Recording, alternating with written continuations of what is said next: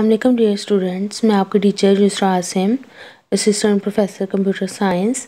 आज हम chapter number 11 का लेक्चर नंबर 7 स्टडी करेंगे, जिसमें हम इफ़ एल्स इफ स्टेटमेंट का सिंटैक्स, उसकी वर्किंग और विद एग्जांपल्स उसकी कम्प्लीटली एक एक्सप्लेनेशन देखेंगे। आज का लेक्चर स्टार्ट करने से पहले अगर आपने मेरे चैनल को सब्सक्राइब नहीं किया तो काइंडली कर लीजिए और बेल आइकन पर क्लिक कर दीजिए। आज का क्वेश्चन है, what is if else if statement और multiple if else statement, explain its working.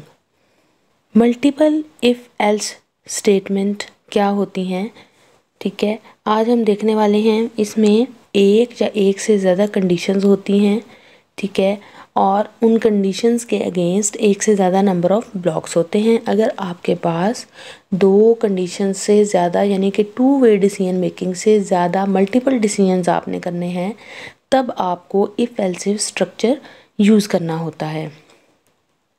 इसमें कोई एक ब्लॉक ऑफ स्टेटमेंट्स जो है वो एग्जीक्यूट होगा, मल्टीपल कंडीशंस चेक होंगी, ठीक है। अगर कोई कंडीशन ट्रू होगी तो जो भी ब्लॉक या जो भी नंबर ऑफ़ स्टेटमेंट्स उस कंडीशन के साथ एसोसिएटेड हैं, जस्ट वो एग्जीक्यूट होंगी, बाकी इग्नोर हो जाएंगी। फॉर एग्जांपल, इसका अगर हम जेनेरिक सिंटैक्स देखें तो इफ़ कंडीशन 1, स्टार्ट में एक इफ़ लगेगा, एंड पे एक एल्स लगेगा और मिड में आप मल्टीपल एल्स इफ लगा सकते हैं डिपेंडिंग अपॉन आपकी कंडीशंस कितनी हैं। अगर पहली इफ़ ट्रू है तो ब्लॉक 1 चलेगा, अगर ये फॉल्स है तो अगली एल्स इफ चेक होगी। अगर ये ट्रू है तो ब्लॉक 2 चलेगा और बाकी स्टेटमेंट्स जो हैं वो इग्नोर हो जाएंगी। इसी तरह 1 बाय 1 सारी एल्स इफ जो हैं, अगर कंडीशन फॉल्स आती है तो वो चेक होंगी, और अगर बिलफर्ज आपकी सारी कंडीशंस जो हैं वो फॉल्स हैं तो एंड वाली एक एल्स कंडीशन है जो कि चलेगी और ये ब्लॉक n को प्रिंट करेगी।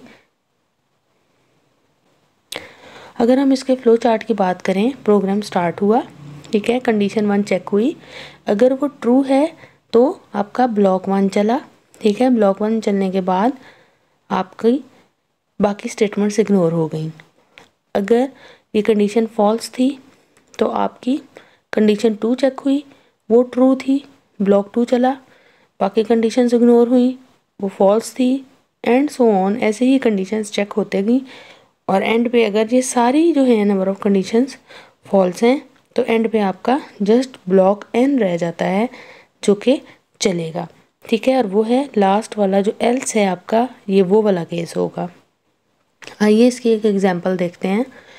यहाँ पर आपने एक प्रोग्राम लिखना है जो इनपुट लेगा, ठीक है, मार्क्स ऑफ द स्टूडेंट, उसकी परसेंटेज को कैलकुलेट करेगा।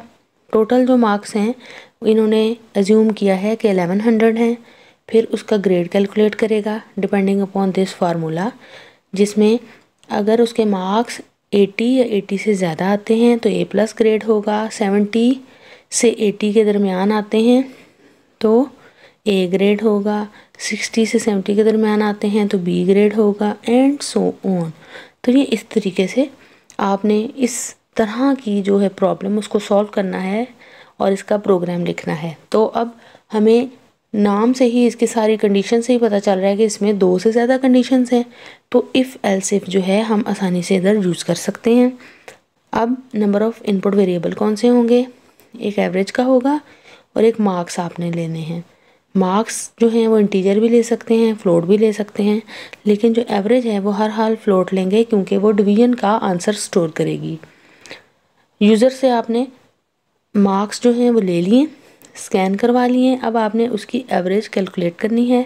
मार्क्स को डिवाइड करना है 1100 से, क्योंकि हमने एज्यूम किया कि टोटल मार्क्स 1100 हैं, एंड मल्टीप्लाइड बाय 100 कर देना है, आपके पास एवरेज आ गई। अगर average greater than equal to 80 है तो A+ प्रिंटफ कर दें, एल्स इफ में average greater than equal to 70 है तो A प्रिंट कर दें, एंड सो ऑन। ऐसे सारी कंडीशंस आपने एल्स इफ़ के साथ लगाई, और एंड पे जो लास्ट कंडीशन है वो क्या है कि अगर कोई भी ग्रेड नहीं आया तो F तो आएगा ना, तो लास्ट में जो एल्स कंडीशन है उधर हमने F को डिस्प्ले कर दिया। इसी तरीके से लेट्स सपोज आपने प्रोग्राम लिखना है जो कि आपसे इनपुट लेगा एक नंबर और देखेगा कि ये पॉजिटिव है, नेगेटिव है, जो ज़ीरो है। जी हम इस प्रोग्राम को पहले भी सॉल्व कर चुके हुए हैं यूजिंग मल्टीपल इफ़ स्टेटमेंट, लेकिन अब हम इसको इफ़ एल्स इफ से सॉल्व करेंगे। इसमें इंटीजर नंबर लिया, उस नंबर को आपने यूज़र से स्कैन करवा लिया। If number is greater than zero number will be positive. Mid में एक ही कंडीशन बचती है क्योंकि एक इफ़ में ट्रू हो जाएगी, एक एल्स में ट्रू हो जाएगी, ठीक है। तो अंदर तीसरी जो है आपकी कंडीशन, उसके लिए एक ही एल्स इफ लगेगा। अगर नंबर छोटा है ज़ीरो से, नंबर इज़ नेगेटिव। एल्स में अगर ये दोनों कंडीशंस जो हैं वो फॉल्स हो जाती हैं तो नंबर फिर इसका मतलब है ना वो पॉजिटिव है ना वो नेगेटिव है, तो वो ज़ीरो होगा। तो इस तरीके से आप इफ़ एल्स इफ स्ट्रक्चर को बहुत ईजीली अपने प्रोग्राम में यूज़ कर सकते हैं। नेक्स्ट प्रोग्राम है, आपने इनपुट लेना है टेम्परेचर और आपने मैसेज डिस्प्ले करना है अकॉर्डिंग टू दीज स्टेटमेंट्स। अगर आपका जो टेम्परेचर है वो ग्रेटर दैन 35 है तो हॉट डे है। अगर 25 से 35 के दरमियान है, ठीक है, तो क्या है, प्लेजेंट डे है। इंक्लूसिव का यहाँ पे क्या मतलब है कि 25 इंक्लूडेड होगा, ठीक है। लेस देन 25 है तो कूल डे है। इंटीजर टेम्परेचर ले लिया आपने, एंटर टेम्परेचर यूज़र से स्कैन करवा लिया। अगर टेम्परेचर ग्रेटर देन है तो हॉट डे है। एल्स इफ में ग्रेटर देन इक्वल टू 25 है, देखें इक्वल टू का साइन आया क्योंकि ये हमने इधर इंक्लूसिव लिया है।